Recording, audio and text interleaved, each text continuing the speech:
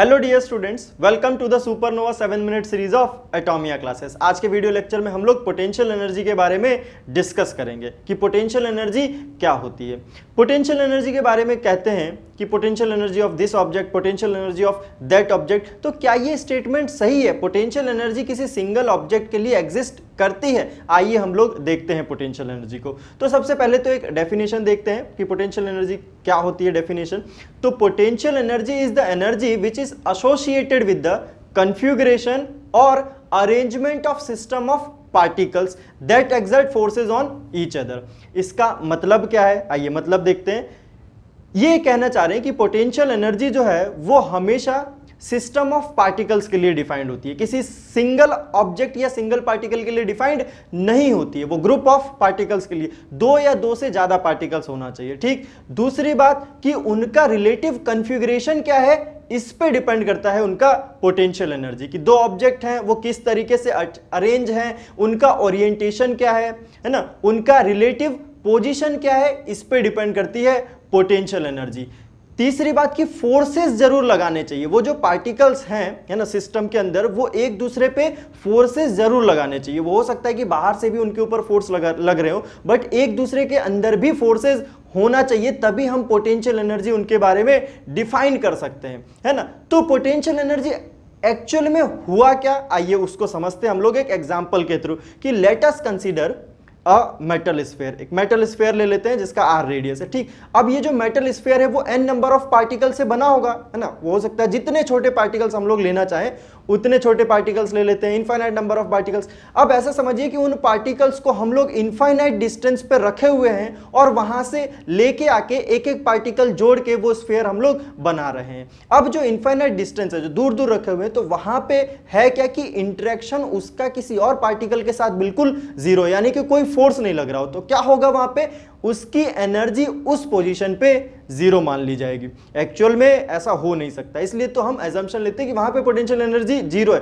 तो वहां से जब एक्चुअल पोजीशन में लेके आएंगे स्फीयर को बनाने के लिए, तो हमें कुछ ना कुछ काम करना पड़ेगा। तो जो काम हम लोग करेंगे उसको यहां लाने के लिए, वही क्या हो जाएगा, पोटेंशियल एनर्जी के रूप में स्टोर हो जाएगा। अब ग्रेविटेशनल फील्ड के अगेंस्ट में करेंगे तो ग्रेविटेशनल पोटेंशियल एनर्जी हो जाएगी। अगर इलेक्ट्रिक फील्ड के अगेंस्ट में करेंगे तो इलेक्ट्रोस्टैटिक पोटेंशियल एनर्जी हो जाएगी उसके अंदर। तो समझिए कि पोटेंशियल एनर्जी किसी भी ऑब्जेक्ट के लिए क्या होता है। ठीक। पोटेंशियल एनर्जी के लिए एक और इंपॉर्टेंट बात होती है कि पोटेंशियल एनर्जी कभी भी एब्सोल्युटली डिफाइंड नहीं है ना, यानी कि ये रिलेटिव टर्म है। इसका सिर्फ और सिर्फ हम लोग चेंज देख सकते हैं कि कितना चेंज हुआ है। कि एक जगह पे अगर किसी ने कह दिया कि यहां जीरो है तो अच्छा, दूसरे पोजीशन में तब बता सकते हैं, नहीं तो डायरेक्टली हम किसी पोजीशन पे पोटेंशियल एनर्जी को डिफाइंड नहीं कर सकते हैं। तो क्या लिखा हम लोगों ने, delta u is equal to minus of W conservative. अब ये कंजर्वेटिव क्या है, यानी कि work done by conservative forces, यानी कि पोटेंशियल एनर्जी का जो चेंज है वो भी सिर्फ और सिर्फ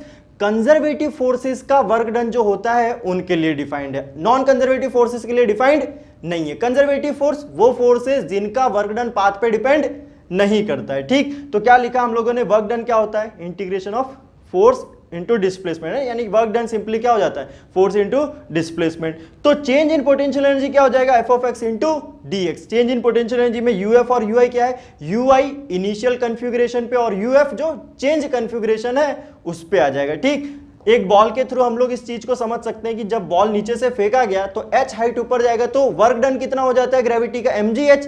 तो यहां पे पोटेंशियल एनर्जी कितनी हो जाएगी, mgh, अगर इनिशियल कंडीशन में जीरो ली गई है। सेम ऊपर है तो उसकी पोटेंशियल एनर्जी mgh, नीचे जाएगा तो पोटेंशियल एनर्जी कितनी हो जाएगी, जीरो। क्यों? क्योंकि work done by gravitational field कितना है, माइनस mgh। तो इसमें से माइनस करके देखिए पोटेंशियल एनर्जी कितना आ जाएगा, जीरो आ जाएगा। तो होप कि आपको ये समझ में आया। आइए पोटेंशियल एनर्जी का एक क्वेश्चन डिस्कस करते हैं हम लोग। तो देखिए क्या क्वेश्चन है कि टू ब्लॉक सिस्टम है और एक स्प्रिंग से अटैच्ड है जिसका स्प्रिंग कांस्टेंट k दिया हुआ है। ठीक। आइए पूछा गया है कि मिनिमम हाइट h कितना होना चाहिए कि ये 2m ब्लॉक जो है वो जमीन से इन इलास्टिक कोलिजन करने के बाद जस्ट कांटेक्ट छोड़ने की पोजीशन में आ जाए। ठीक। तो इसके लिए देखिए चार स्टेंसेस बनेंगे ना, चार स्टेंसेस मैंने बता दिया कि पहले तो ये सिस्टम गिरेगा, ये 2m जमीन को टच कर जाएगा और m जो है अपने नेचुरल लेंथ पे रहेगा। फिर क्या होगा, कंप्रेशन होगा, फिर वापस नेचुरल लेंथ पे और फिर एक्सटेंशन होगा। तो मान लिया कि x एक्सटेंशन आ जाता है स्प्रिंग में, ठीक, एक्स एक्सटेंशन आ जाता है। आइए क्वेश्चन में जो पूछा गया वहीं से शुरू किया जाता है। करते हैं हम लोग कि 2m है, 2m को जस्ट जमीन से उठना है, तो क्या होगा कि इसके ऊपर 2m के ऊपर देखिए कौन कौन से फोर्सेस लग रहे हैं, kx लग रहा है, नॉर्मल रिएक्शन लग रहा है और mg लग रहा है। तो क्या लिखेंगे हम लोग, n plus kx equal to 2mg, है ना। नॉर्मल रिएक्शन 0 हो जाएगा क्योंकि कॉन्टैक्ट छूट जाना चाहिए, तो x कितना आ गया, 2mg बाय k आ गया, ठीक।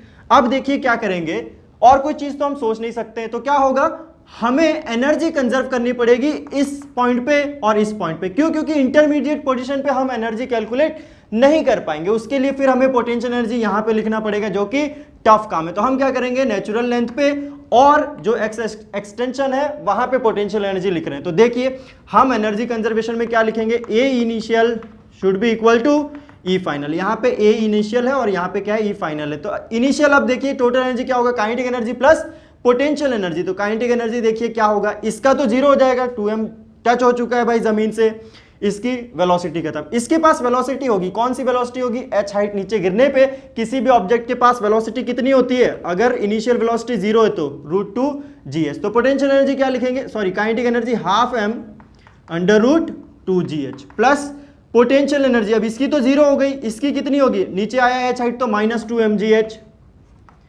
इज इक्वल टू, फाइनल लिखेंगे, फाइनल देखिए इसकी पोटेंशियल एनर्जी यहां पे 0 है तो यहां ऊपर कितना हो जाएगा, mgx प्लस इसकी पोटेंशियल एनर्जी वापस कितना नीचे आया है, -2mgh, जितना पहले था वहीं पे अभी भी है। काइनेटिक एनर्जी इसका कितना हो जाएगा, 0, इसका कितना हो जाएगा, 0, इसका 0 क्यों होगा, क्योंकि अब ये फाइनल अपने हाइट पे पहुंच चुका है, इससे और ऊपर नहीं जाएगा, और ऊपर जाएगा तो क्या हो जाएगा, फिर ये फाइनल एक्सटेंशन नहीं होगा, है ना। इसको जस्ट उठाना है तो वो जस्ट इतना ही ऊपर जाएगा कि वहां से फिर नीचे आने लगे, ठीक। तो यहां पे अब स्प्रिंग एक्सपेंड हो गई है तो उसकी भी पोटेंशियल एनर्जी लिखनी पड़ेगी ½ x की वैल्यू हम लोगों ने निकाली 2mg/k और वेलोसिटी यहां √2gh। सॉल्व करेंगे हम लोग तो h की जो वैल्यू आएगी, h will be equal to 4mg/k, ये वैल्यू आ जाएगी। कब, जब x की वैल्यू हम लोग डाल देंगे 2mg/k।